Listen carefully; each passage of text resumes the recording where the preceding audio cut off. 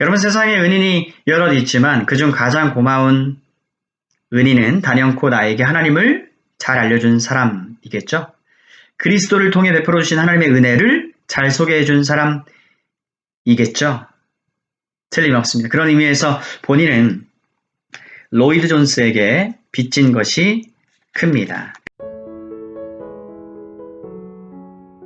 B. 로이드 존스와 경건적 유익. 그를 통해 얻은 유익이 컸음. 로이드 존스만 최고라든지 하나님 지식에 관한 한 그를 능가할 자가 없다라는 말은 함부로 할 수는 없을 것입니다. 하지만 본인에게 그는 최고의 스승 중에 한 명이 맞습니다. 언급했듯이 그에게 진 빚이 상당합니다. 진리를 아는 빛에서 하나님의 영광 및 그분을 하나님을 합당하게 섬기는 마음 자세 등에 이르기까지 로이드 존스로부터 도움을 상당히 얻었기에 저는 그에게 고마움과 더불어 존경심을 가지고 있습니다. 한편 그와 비견되는 스승들이 많이 있습니다.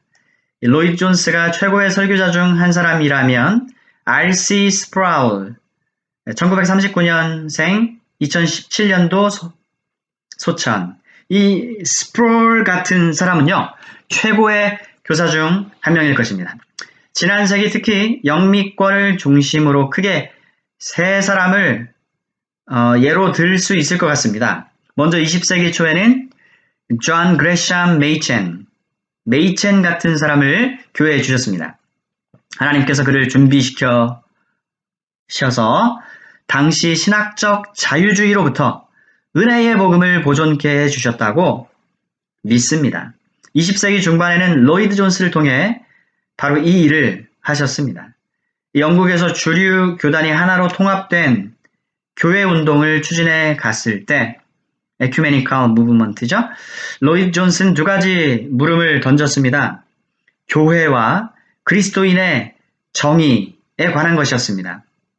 이것들은 복음적 기독교를 대변하는 근본적인 물음이었습니다. The Evangelical Christianity. 20세기 후반에는 스프라울을 통해서 은혜의 복음을 지켜내면 물론 적극적으로 그것을 매우 풍성하게 드러내도록 하셨습니다. 이들은 하나님께서 교회에 보내주신 특별한 선물임에 틀림없습니다. 이들을 추앙하려기보다도 특히 더 일반 저 같은 목회자들에 비해서 탁월한 면이 있음을 인정하고자 하는 것입니다. 재미난 것은 로이드 존스 출생 40년 후에 스프라울이 태어났습니다. 물론 로이드 존스 이전에는 영국의 찰스 스펄전 1834년 92년 소천이 있습니다. 그와 함께 존 찰스 라일 1816년 1900년 또 귀합니다. 미국에서는 메이첸 1881년 37년 1937년 메이첸의 이전에 벤자민 워필드 1851년 1921년 게알더스 포스 1862년 1949년 또 이후 루이스 벌커프 1873년 1957년을 들 수 있습니다. 그런가 하면 스프라울과 더불어 귀한 사역을 감당한 제임스 몽고메리, 제임스 보이스 1988년 2000년 또 들 수 있습니다. 아울러 현존하는 인물로는요, 스티븐 제이 로슨, 로버트 갓프리 등도 있는데 데니엘 하이드도 넣고 싶습니다. 그런가 하면 이안 해밀턴도 넣고 싶네요.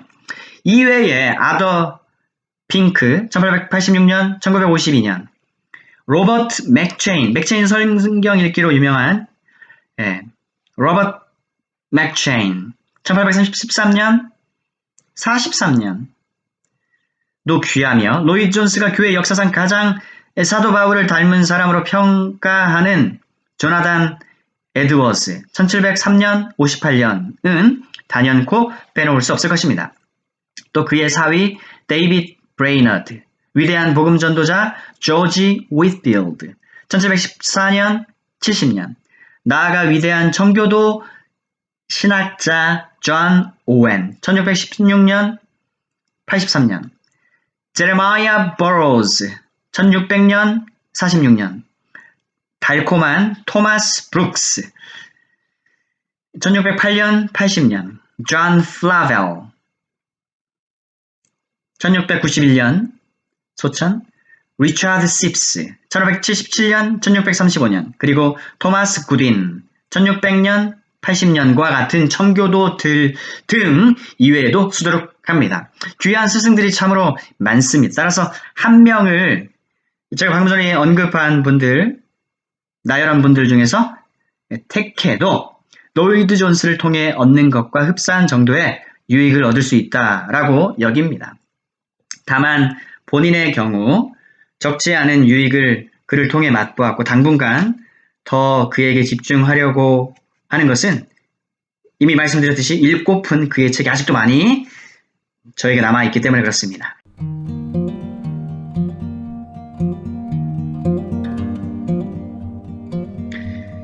로이드 존스 집중 읽기의 유익, 다른 말로 한 사람 집중 읽기의 유익.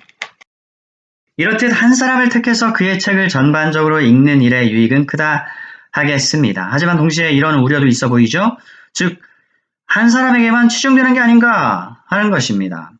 이 점과 관련해 말하자면 꼭 그렇지 않고 사실 그렇지 않다는 점입니다.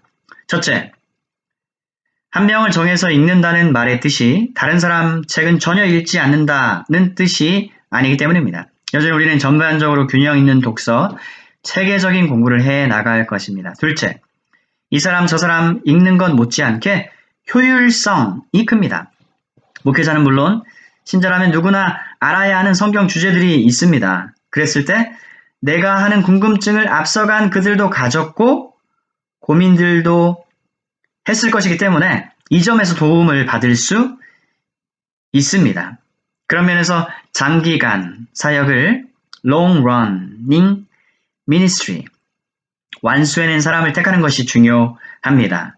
아울러 평생을 공부한 목회자상, 말씀을 묵상하는 복 있는 사람이라야 합니다. 셋째, 한 사람이어도 그의 사상은 광대합니다. 앞서 모든 개개의 신자와 사역자가 알아야 하는 내용은 거의 비슷하다고 했습니다. 그런 면에서 본인은 로이드 존스를 말하자면 일종의 도서관이라고 생각을 합니다. 그의 거의 모든 책이 진열된 대에서 필요한 주제 및 관련 내용을 찾아 꺼내어서요, 소화하는 것, 공부 방법 중에 하나가 될 것입니다. 넷째, 부족한 부분은 다른 스승을 통해 보충합니다. 이 로이드 존스라고 해서 사상면에서 완벽할 수는 없습니다. 아울러 그가 깊이 다루지 않은 부분들도 있어요.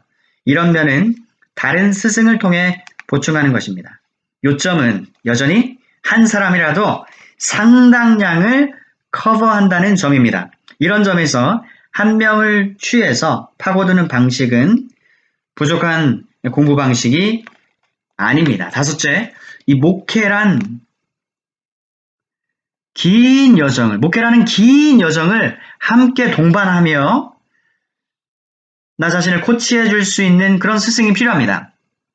한 명을 독파하는 방식에 있어 결국 중요한 것은 내가 스승 삼아도 될 만큼의 자격을 갖춘 사역자를 찾는 일이죠. 반복하면 평생을 공부하는 사역자이어야 하고요.